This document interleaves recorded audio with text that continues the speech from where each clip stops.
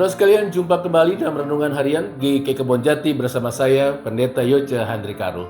Tema renungan kita hari ini ialah El Roi.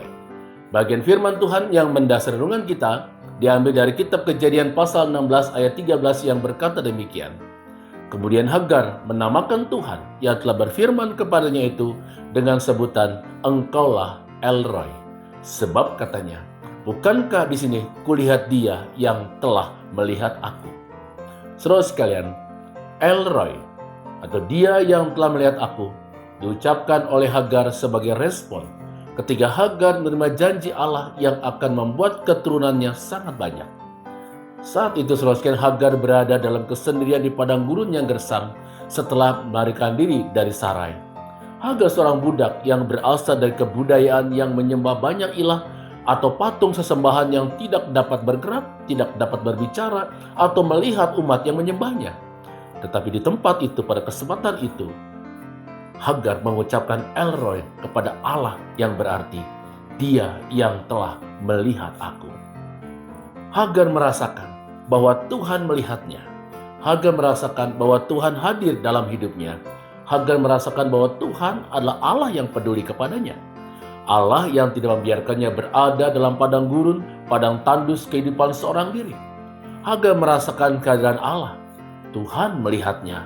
Oleh karena itu, Tuhan menolongnya. Saudara sekalian, Allah yang telah melihat Hagar adalah Allah yang juga melihat kepada kita. Allah yang El Roi adalah Allah yang juga melihat kepada saya dan kepada saudara. Allah yang telah melihat saya dan saudara adalah Allah bagi semua umat manusia. Dia adalah Allah bagi para pahlawan iman yang teguh mempertahankan iman dan mati sebagai martir. Dia juga Allah bagi mereka yang kaya ataupun miskin, bagi mereka yang ternama atau bagi mereka yang berada dalam kesepian, bagi mereka yang berada dalam kesukacitaan dan keberhasilan, ataupun juga bagi mereka yang berada dalam kegagalan, kejatuhan dalam dosa, atau dalam kedukaan dan pergumulan yang berat.